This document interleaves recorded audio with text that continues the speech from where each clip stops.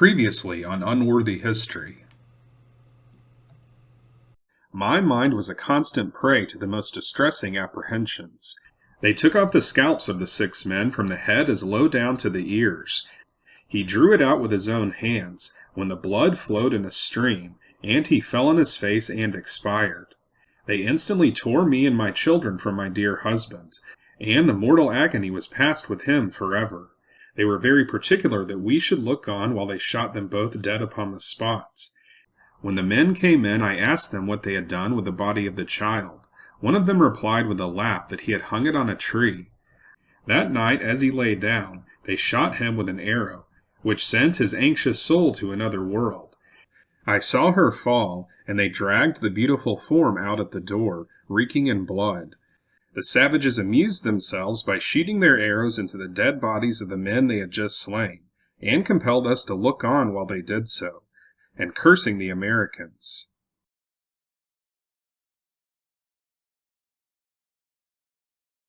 I have told the reader that our bonnets and handkerchiefs were taken from us as soon as we were made prisoners. The scorching sun had now burned our necks and shoulders to a blister, and my dear little children, naked as they came into the world, were still worse off. My little suffering Joseph was dreadfully distressed with a bruise on his shoulder, and the hard-headed savages would not permit me to do the least thing for him, nor could they do anything for him themselves. By this time the flies had blown it, and the maggots were crawling about in the sore, and I had not the privilege of speaking a consoling word, even if I had had one for him. Surely none but my Maker knows what I have suffered on account of that dear child, as though these savages would prove by actual experiments how much a mother's heart could endure, and not die within her, they would let this little piece of suffering humanity lie all the night, after a hard day's travel, with his body burned to a blister, and his shoulder being devoured by worms, pleading as for life for a drop of water, as unmoved as the earth on which they reposed. Indeed, revolting as the thought may be to the mother who may read these pages, I can say, in truth, that the love I felt for my dear children, and the scorching anguish of my soul on their account, would have rendered it a matter of heartfelt joy, could I have seen them share the fate of their murdered father. At this place they took the child to the creek, washed the sore, and covered it with mud, and he said it felt better. They also put some black paint upon both of them, and I think it was of some benefit to their sunburnt frames, as the sun did not burn them quite so severely after it. They put some of the same unction upon me, but the idea of it was so horrible that I got it off as soon as possible. We left this place in the afternoon, went a short distance, and encamped for the night in the woods. Here they buried their plunder, in order to conceal it until they should return. During this time we knew not where we were going, or what was to be our fate. In the morning we started on our march, traveling very fast, and crossed a large road. I think it must have been the one leading to Matamoras. Having crossed the road, a number of the men concealed themselves behind some trees, and soon after a gentleman made his appearance. He was tall and stout-built, mounted on a fine horse, armed with a gun, and a servant riding a short distance behind him. But poor man, his days were numbered. Concealed from his watchful eye were his wily foes, and as he came within range of their deadly aim, they brought him to the ground, upon which the servant suddenly changed his course, and rode for his life. But vain effort. In a moment the keen eye of the savage again rested upon his unerring rifle, and the servant slept with his master. After they had collected their booty from the 2 murdered men, they continued on the road, and at about a quarter of a mile came to a farmhouse, near which was a large pond, and a great many cattle. We stopped a short distance from the place, and a party of the men proceeded to the house, where a fight continued for a long time. I heard the guns in different directions, but was so situated as to be spared the sight. After the fight was over, they returned with 2 of their men severely wounded. It appeared that they had been worsted, and were evidently afraid of being pursued. They left the road and traveled rapidly until after night. It seemed to me we almost flew. My little John was tied upon a mule behind a man in a company apart from me, and I did not see him until the next morning. For fear of being discovered, they kindled no fires, and it rained all night incessantly. There was a melancholy coincidence of place and circumstance in everything about me, which mournfully accorded with the throbbings of my troubled bosom. We had taken nothing to eat since the day before, and it may well be supposed that exhausted nature needed some refreshments, but there was little for poor prisoners in any way. We were still tied closely every night, in order to prevent the possibility of changing our position, to relieve our pained limbs, or defend ourselves from the swarms of mosquitoes which were gorging themselves with our blood. At length another wearisome night passed, and with it that portion of affliction with which it constantly returned to me. In the morning my little son John stole an opportunity to get near me, and to tell me in his artless manner the tale of his woes. I had the privilege for a few moments of pouring upon the dear object of my keen solicitude a flood of tears, which gave some relief to my swelling heart. We were ordered to get ready to commence our daily toils. Still fasting, we started early, and traveled as though life was at stake. From what I could discover, the Indians were still afraid of vengeance, and felt that it was time for them to make their escape from the borders of the settlements to their gloomy haunts at the distance of some 1,000 miles, through a trackless wilderness, and to which we were fated to accompany them. But of this we knew nothing. Traveling this day with nothing upon our heads and necks, beneath the rays of a burning sun, and almost famished for water, it seemed at times that our sufferings would soon be past endurance. Mrs. Harris's breasts were somewhat better, but still her agonies were indescribable. In the afternoon we came to water, and the mules were suffered to drink, but not a drop could I get for myself and children. After watering the mules, we continued our route till dark. Here we were allowed to break our fast of 2 days and nights upon meat and water, when we were tied and left to our reflections till another day. But the millions of mosquitoes rendered rest absolutely impossible. Early in the morning we again set out, and had proceeded on about 2 hours, when, let the reader judge of our surprise if he can, we came to the spot where the dreadful tragedy commenced. Here in the silence of death lay the bodies of our murdered friends, alike insensible of the naked condition in which the cupidity of the savages had left them, and of the nameless agony of the bleeding hearts of the bereaved ones that were gazing upon them. It was now about 2 weeks since the mournful occurrence, and the position in which they had met their fate had only been changed by the savages, as they had divested them of their clothing, and as though kind heaven would spare us the sight, their bodies had not been in the least mutilated by beast or birds of prey. The greatest change in the appearance of the slain was their color, which was black, and the parched state of the skin produced by the heat of the sun.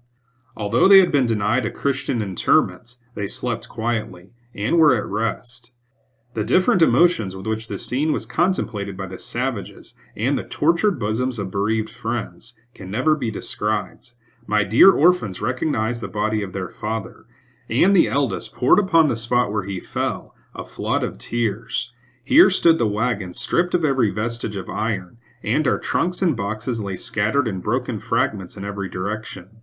The Indians picked up several things, among which was my cap, which in my fright of the first appearance had been torn from my head by catching in the limb of a tree, and to which it was still hanging.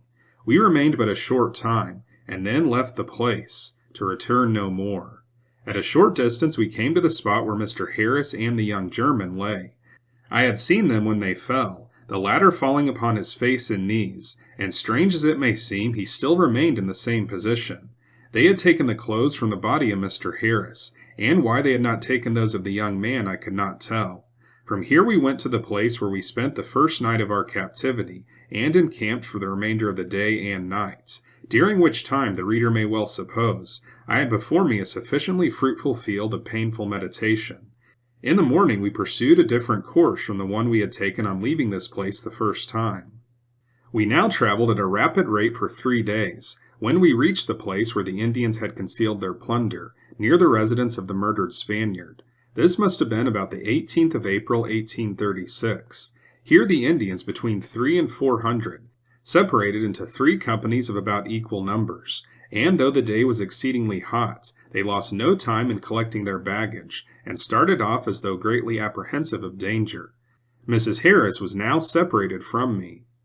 From this camp we traveled with all possible speed until the middle of June. During the whole of this long and painful journey, my cup of affliction was not in the least diminished, but as far as possible augmented.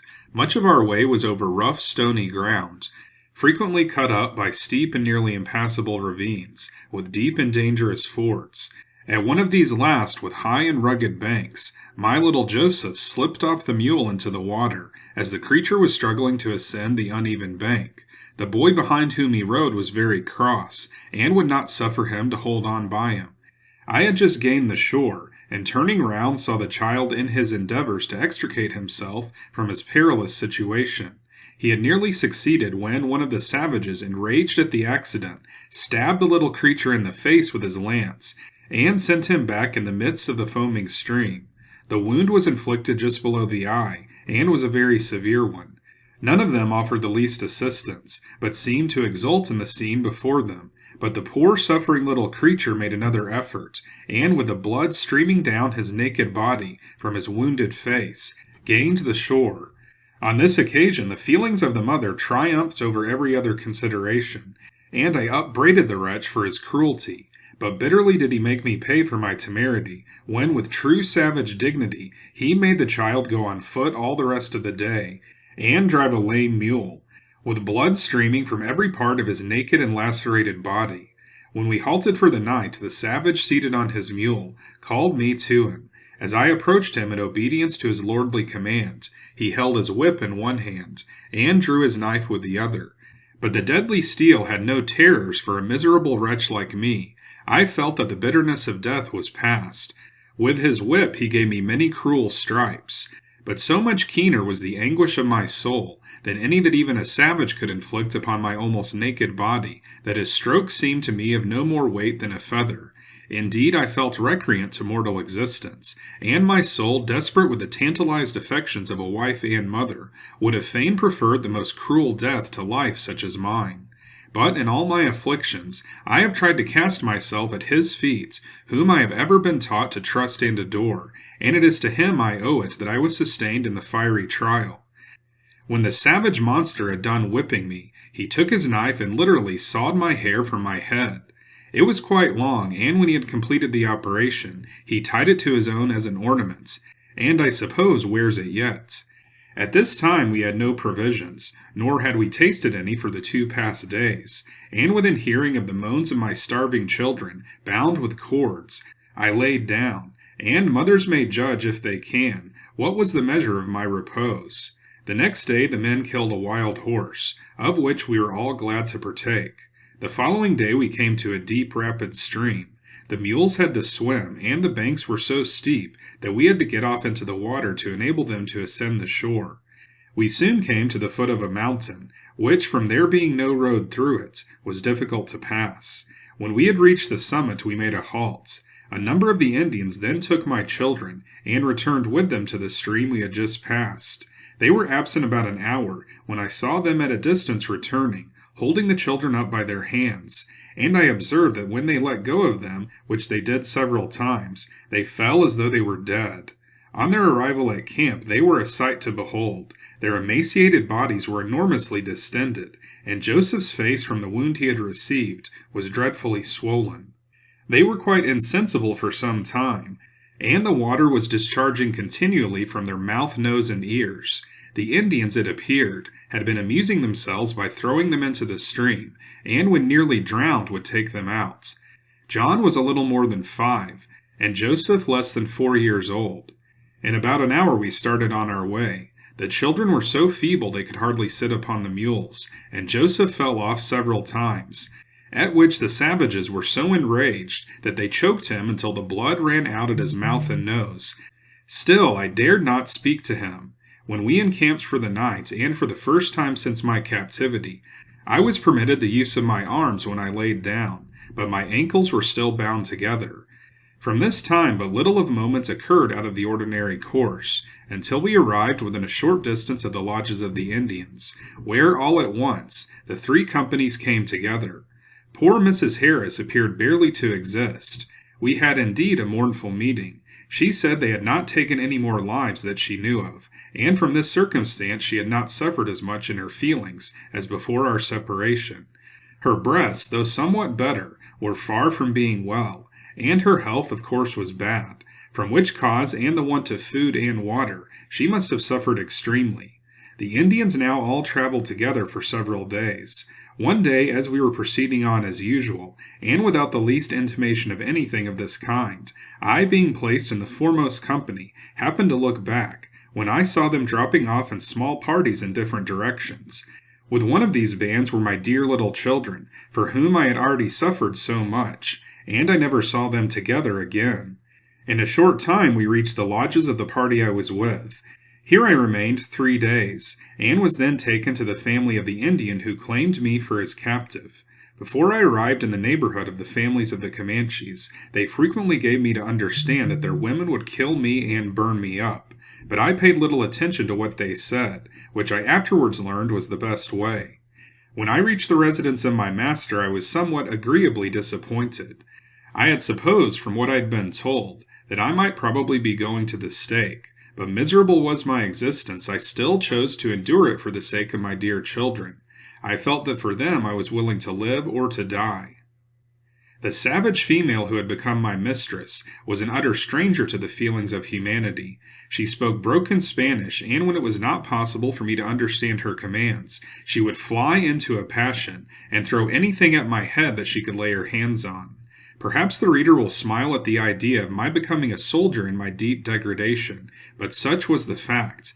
I found, after all I had witnessed of savage courage in contact with unresisting and inferior numbers, that they were the most dastardly cowards, unless they had infinitely the advantage. And when my mistress threw anything at me, I threw it back again, and I found that I fared much better for it.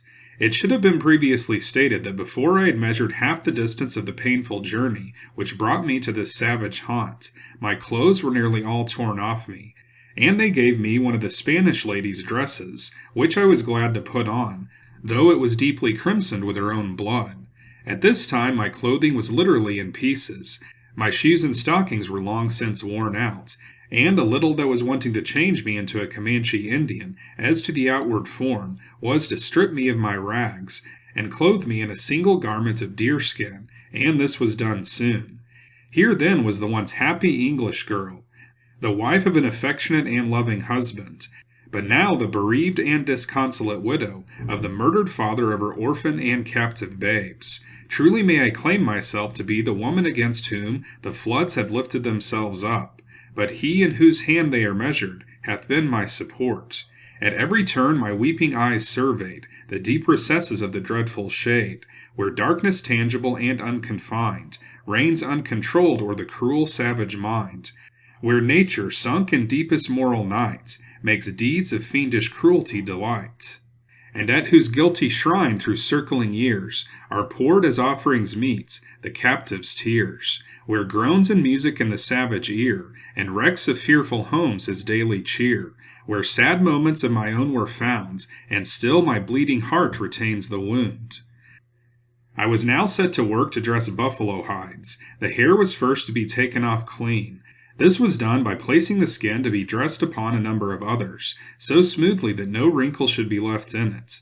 The hair was then to be shaved off with a kind of knife, fixed in a bone, and curiously adapted to the purpose. When this was done, I had to dig a hole in the ground sufficiently large to admit the skin, into which the water was put in order to soak it. In this hole I had to stand and tramp the skin with my feet from 1 to 2 hours, according to its toughness or tenderness, which depended much upon the age of the animal. This was to soften it until it could become perfectly pliable. It was then carefully stretched and rubbed with the hands alternately until it was perfectly dry. The whole process gave me much trouble at first, but I soon became quite an adept in the art. There were 3 branches of the family in which I lived, residing in separate tents.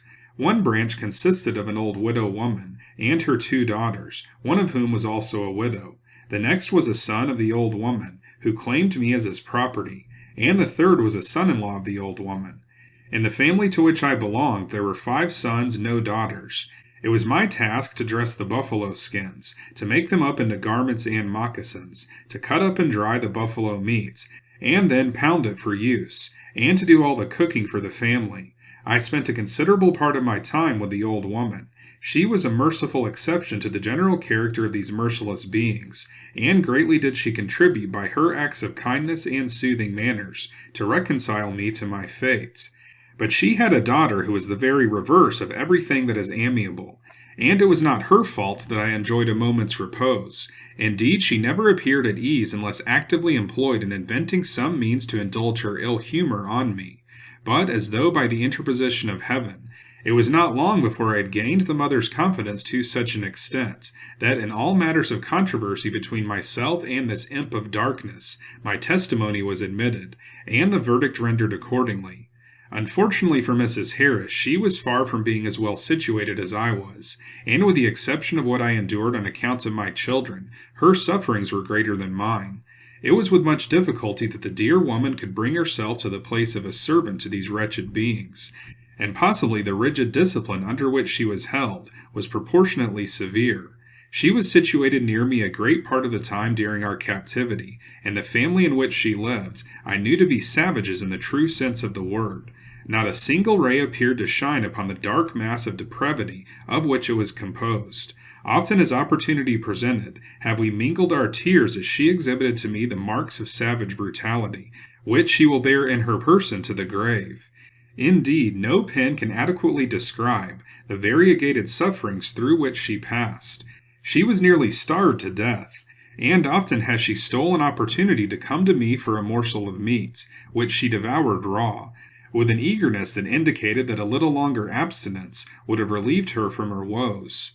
I had been in cruel suspense as to the residence and fate of my dear children about 2 months, when 2 little Spanish boys, who were also prisoners, came to the lodge and told me that a little white boy had just arrived at a place a short distance off, and that he told them he had a mother somewhere in the country, but he did not know where. They asked me if it was not my child. I told them I thought it was.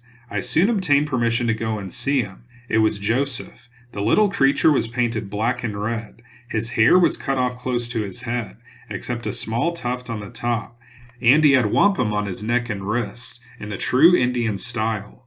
He saw and knew me at a distance before I discovered him, and running to me with all his might, clasped his little arms about me, and poured forth a flood of tears. I was allowed to remain with him about half an hour. He appeared well and said the people treated him kindly. Oh, how swiftly the moments flew!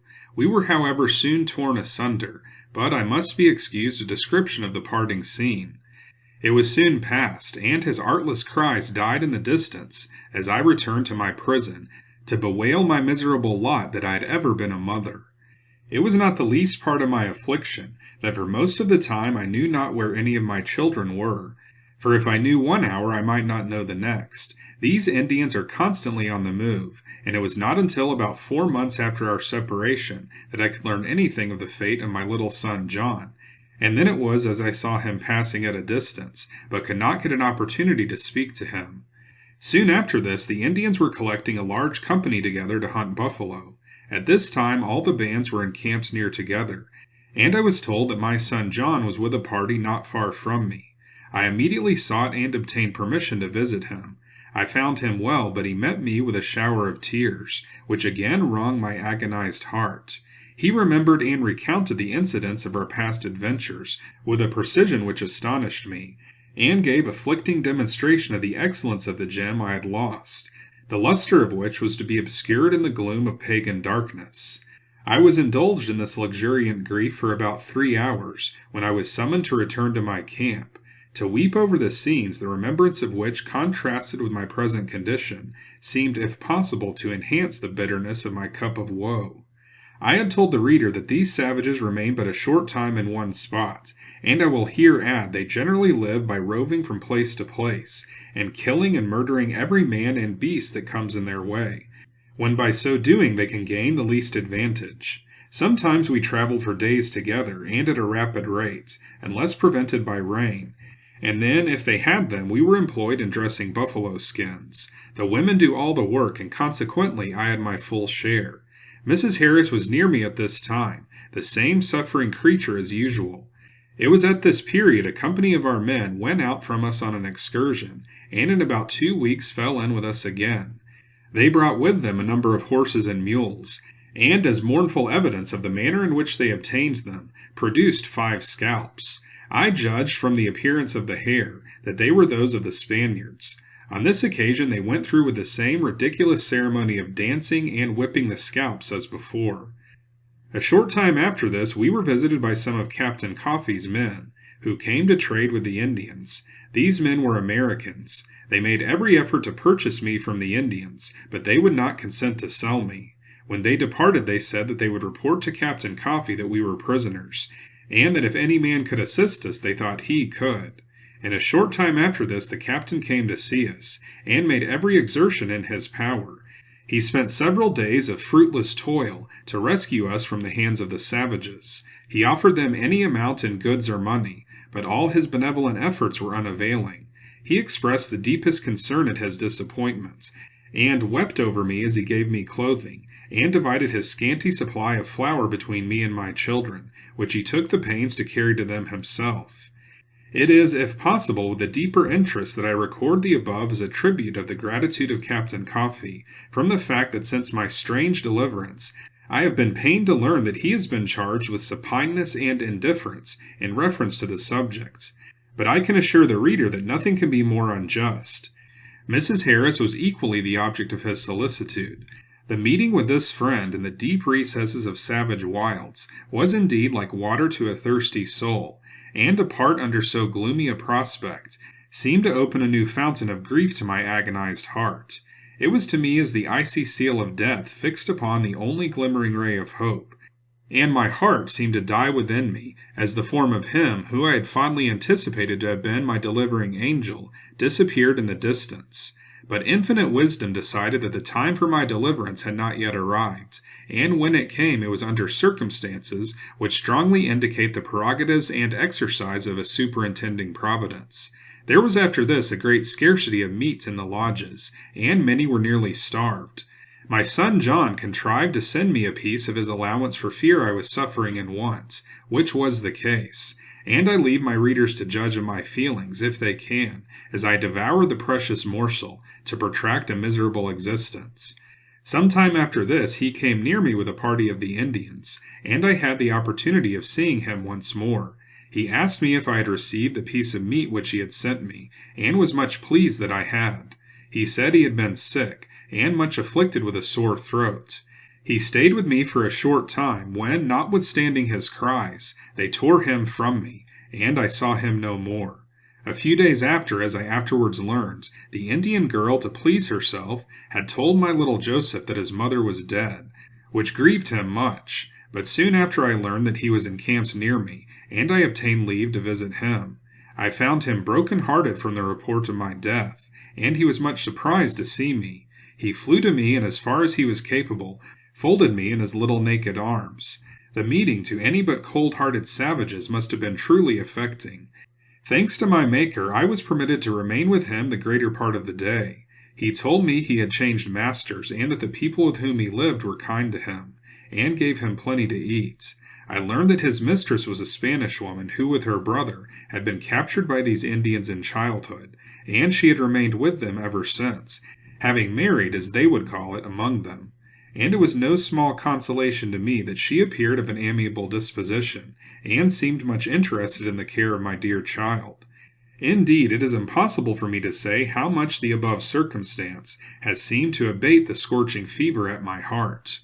My child had been acquainted with her brother, who, as above related, had been in captivity with her, when he served as a soldier with others to guard the colony in Texas, where we had resided, and to convince her that he knew him, he showed her how he walked, being lame in his knee. This little circumstance, though trifling in its nature, seemed to introduce him to her favorable notice. I stayed until the approaching shades admonished me that I must return to my wretched abode. But the dear object which had brought me to the place aware that the parting hour had arrived became absolutely inconsolable, and my agitated bosom once more had to test my woeful experience, how much a mother could endure and live. But here the dreadful curtain fell, and I had seen both of the dear objects of my keenest solicitude for the last time. So much of the painful tragedy had closed, and the scene forever passed. Sometime in the latter part of June, some Spanish traders came among us, and bought Mrs. Harris. They tried to purchase me, but could not, and though I strove hard to see and converse with her before she left, I could not obtain any opportunity, though she was near me at this time. I could not but feel glad on her account that she was released from her sufferings, but I now felt, and that keenly, the truth of the saying that misery loves company, for though our meetings had been short, and frequently far between, still they had been seasons in which we could exchange sympathies, and mingle our tears, as we unbosomed our sorrows to each other. But now a lonely exile in the bonds of savage slavery, haunted by night and day with the image of my slaughtered husband, and tortured continually with an undying solicitude for my dear little ones, my life was little else than a scene of unmitigated misery, and the God of heaven only knows why, and how it is that I am still alive. From the time Mrs. Harris left us, we were traveling the most of the time for about 3 months, and during which nothing out of the ordinary occurred. At the end of this time, though I knew it not then, we were within 2 days' travel of St. Michael in New Mexico, in the Spanish dominions. At this place I was told by an Indian girl that I was to be sold to the people that lived in houses, meaning the Spaniards. I told her that I did not believe it, and moreover that I did not wish to be sold. Indeed, I felt that the only remaining tie, my dear children, which bound me to this wretched planet, was among them, and while this was the case, I infinitely preferred remaining with or near them to any other condition.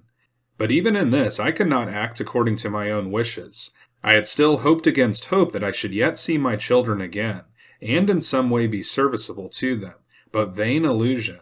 The line of separation had already been drawn, and the cruel savage was about to consummate the decree that it should never be passed.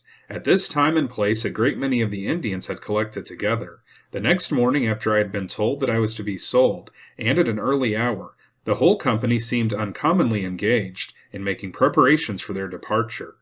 The old lady told me to get my saddle, and see if it wanted any repairs. I requested her to ask my mistress if I were to be sold, and to tell her that I did not wish to be.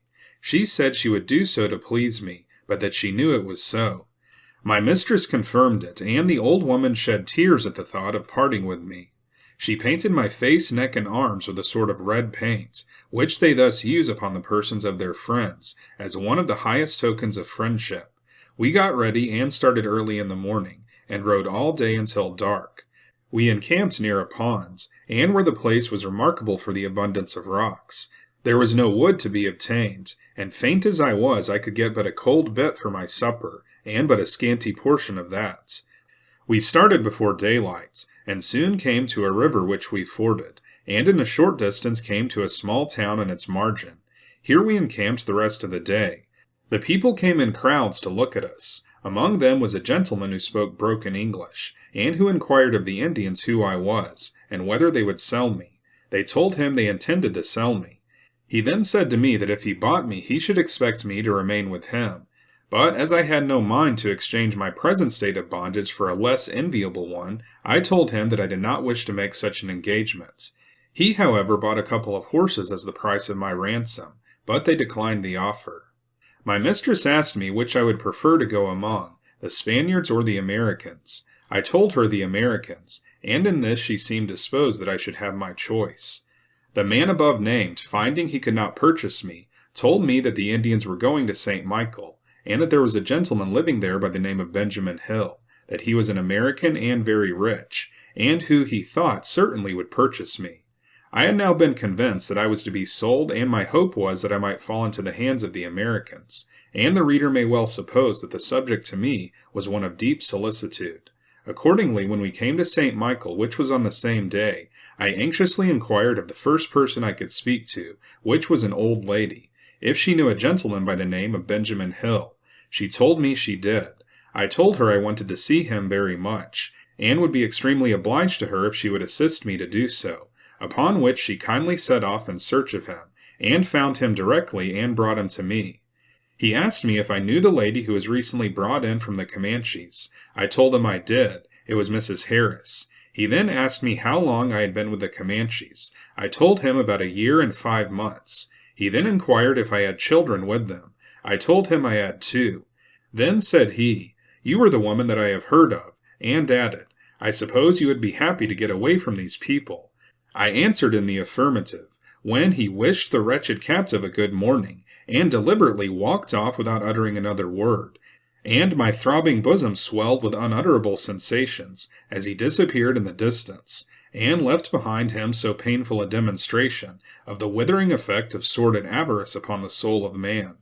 But thanks to kind heaven, the icy heart that beats in the body of Mr. Benjamin Hill is among the few but painful exceptions to the philanthropy of Americans, and which would seem only permitted to exist, thereby to demonstrate the depth of depravity to which some men are capable of descending.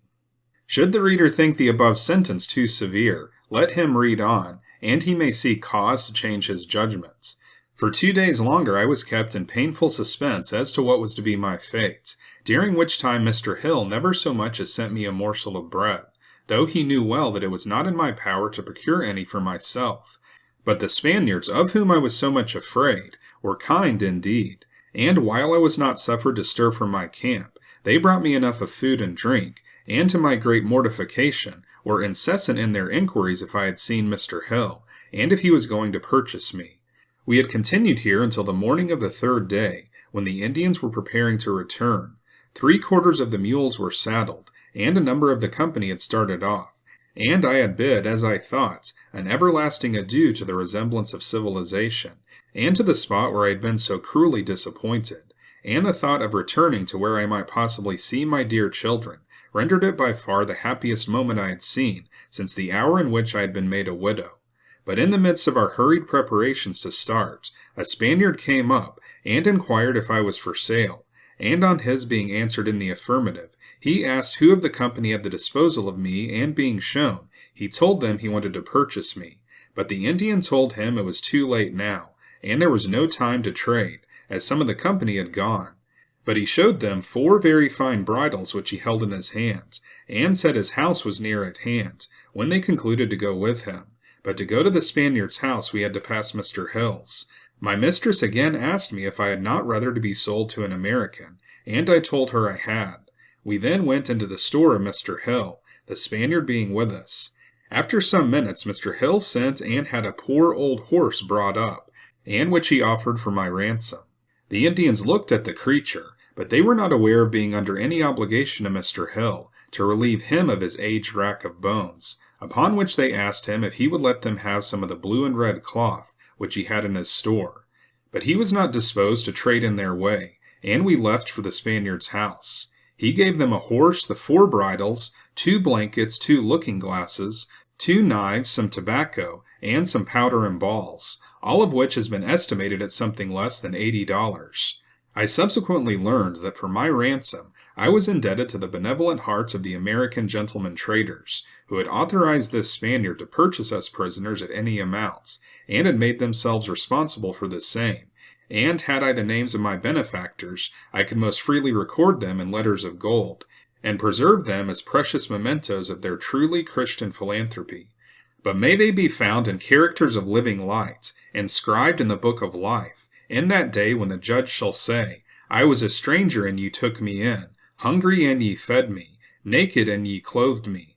All this they fulfilled upon me to the letter. The Indians received their pay, and taking from me the buffalo robe which had served me for a cloak, they left me.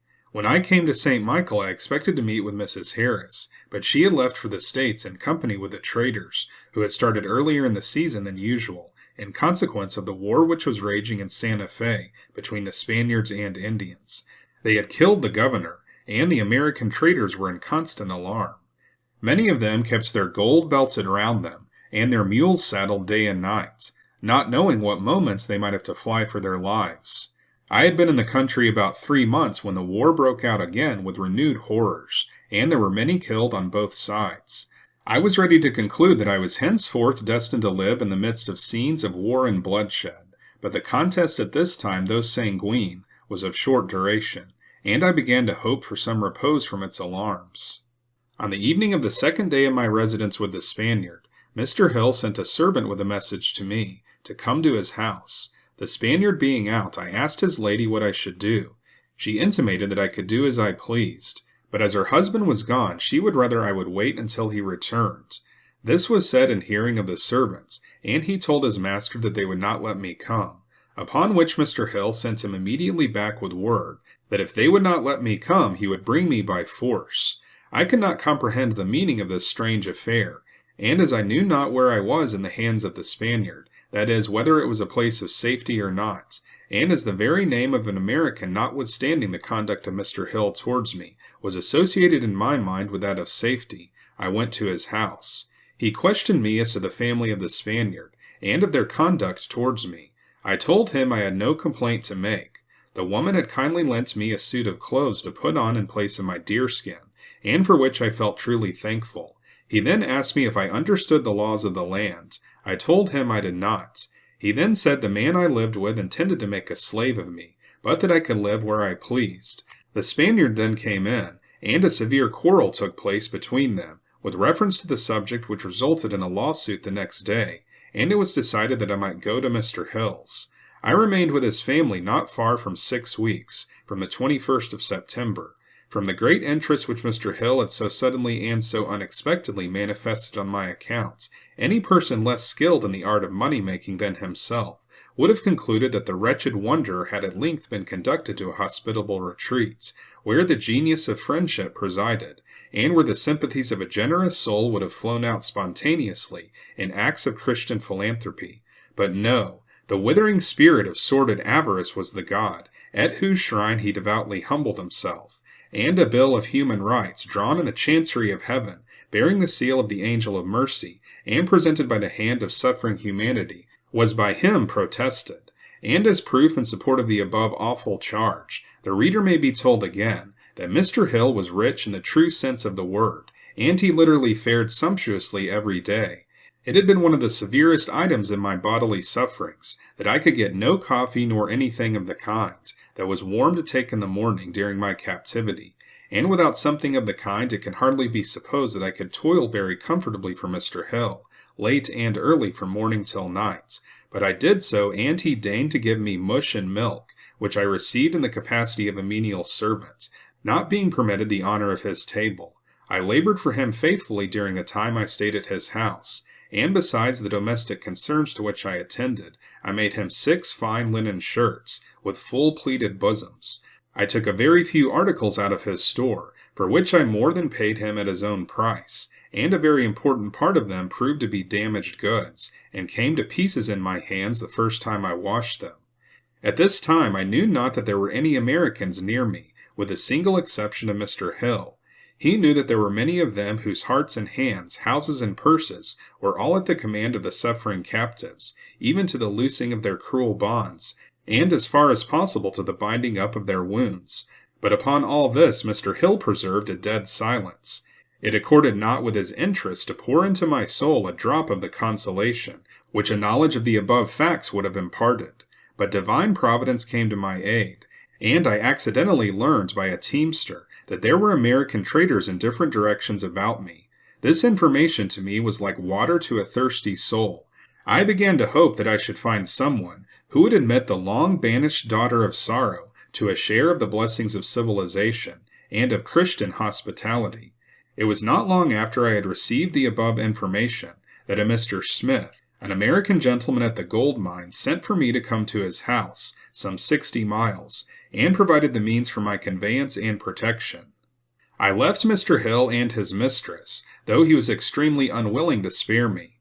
I arrived in safety at Mr. Smith's on the 3rd of November, and continued with him until the 4th of March. The contrast between this and the house I had left exhibited the difference between a servant and a guest, between the cold-hearted policy that would coin the very tears of helpless misery into gold to swell a miser's store, and the generous effusions of a heavenly friendship, which in its eagerness to relieve the woes of suffering humanity gives sacred indication that its origin can only be found in the bosom of him, who, though he was rich, yet for our sakes he became poor, that we through his poverty might be made rich. But notwithstanding all I had done for Mr. Hill, and the very little I had received, barely enough to enable me to appear with common decency, and that in the cheapest way, he sent more linen to me to make up for him, at Mr. Smith's, and which I did, and sent it to him, and for which I never received a farthing. Those who are acquainted with the whole circumstances will see the propriety of being thus explicit. During my stay at Mr. Smith's, a Mr. Daly, an American merchant, was cruelly murdered one evening about 8 o'clock. His store was robbed of considerable amounts, and a reward of $100 offered for the discovery of the perpetrators.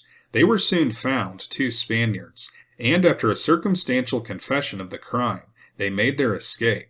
While at the house of this kind friend, I fixed upon a determination to return to the United States, under the protection of the American traders. Bold as the enterprise may appear to my readers, such was the only alternative. I might remain where I was, or cross the territory between Santa Fe and Independence, on the Missouri River, a distance of 1,000 miles, without a house, and such was the anxiety of my heart to get to the States, when once I made up my mind to do so, that I was willing to make every possible exertion to accomplish the object. But it should be observed in this place that I had found myself under the painful necessity of abandoning forever the idea of recovering my dear children, unless it should be by some mysterious providence. It would be impossible for me to state to the understanding of my readers the amount of fruitless toil and suffering endured by men in their noble but vain efforts to recover captives from the grasp of these savages.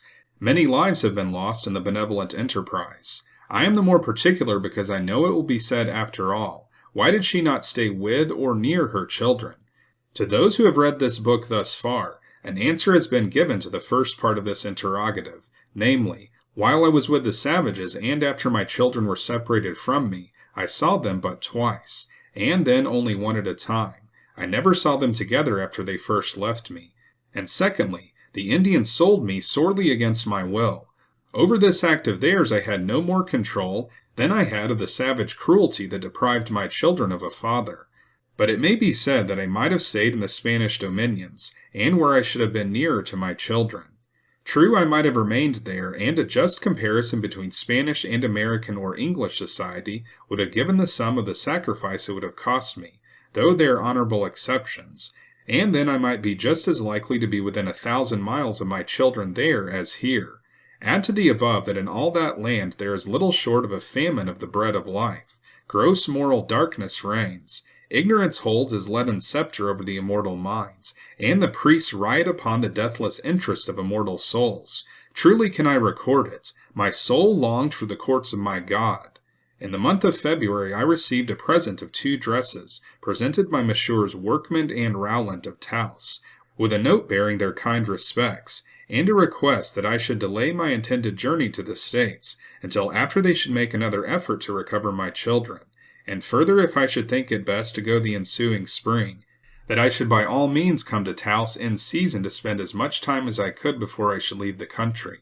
And at the same time they gave me to understand that all they possessed was at my command, as far as my wants should require, all of which with an expressible sense of gratitude do I record it. They performed to the letter. All this was pledged before they had seen the face of the houseless and bereaved stranger. They commended me to the care of a gentleman by the name of Kinkendall, whom they instructed to provide the means and see that I had a safe conveyance.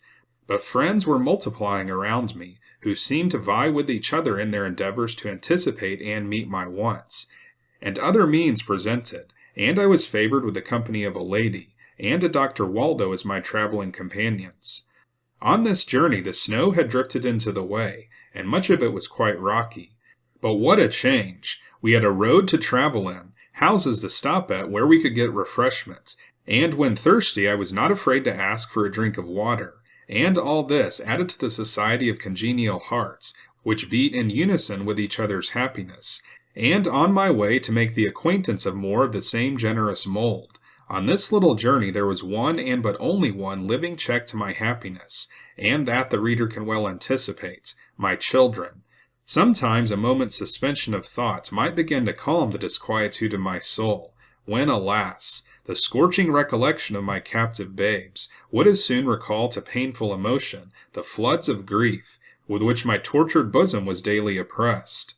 I arrived at Taos on the 10th of March, and stopped at Mr. Rowland's, and I found him and his amiable lady all I could wish. I spent my time about equally in this excellent family, and that of Mr. Workman, until the 22nd of August. Here I learned that the same Mr. Rowland had sent out a company of men, some time before Mrs. Harris or myself were brought in, to rescue us if possible, that on their way they were met by another tribe of Indians, when a number of them were killed, and the rest, after suffering severely, returned to the settlements. Mr. Smith also, and a large number of young men, obtained a Spanish guide, and set out upon the same benevolent design, but their faithless guide faltered at a great distance from home, and a number of them suffered even unto death for want of food and water. It was said that some of them killed their mules, and drank the blood to save their lives. While I was here, Messrs. Workman and Rowland sent out 2 trading companies, and at a great deal of trouble and expense, authorizing them to obtain my children at any price. On their return, they informed me that my little son John was no more, and that Joseph could not be obtained by any means but that of force. I was informed that the little naked creature was set to hold a horse through the night, and the weather turning cold, which was often the case, he was found in the morning in a sitting posture, chilled to death. My readers, I trust, will not think it strange when I tell them that had it been both instead of one, as I could not get them, my greatest earthly bliss would have been consummated. I had been at Taos about a month when one of the Comanches came into the house of Mr. Rowland. As soon as he came in, I knew him, and endeavored not to be recognized by him, but he was not to be put off so easily. He asked me if I did not know him. I told him I might have seen him. He told me he had recently seen my children, and that they were well. But he was a base wretch, and I knew him too well to repose any confidence in anything he could say, and much against his wishes, I declined having further conversation with him. The government of the United States was addressed on the subject, and in behalf of the numerous captives held by the Comanche nation. But in answer we were informed that they were without the jurisdiction of that government, and that it was impossible for them to act with reference to the subject, however they might be otherwise disposed to assist us, and we were referred to Texas. But she had enough to do within her own borders, thus cut off from every present source of hope with regard to the emancipation of my children, if indeed they were both alive, and having every possible assurance of the best possible efforts of the American traders to assist me in their intercourse with the savages, I became still more reconciled to the idea of returning to the States. But I must here add that if anything short of heaven itself could have been to my wounded soul a substitute for the loss of my dear family, it would have been the heavenly sympathies united with the most untiring exertions of friends who gathered about me in this strange land.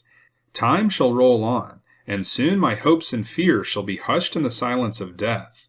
But as memory shall survive the wreck of this frail tenement, so shall I never forget that when the angry billows of life's stormy sea, lashed into fury by misfortune's awful frown, had thrown me a trembling viction upon their coast, the American traders took me up, they bound up my wounds, they spake comfortably to me, while their countenances reflected the mild and heavenly beams of the angel of mercy.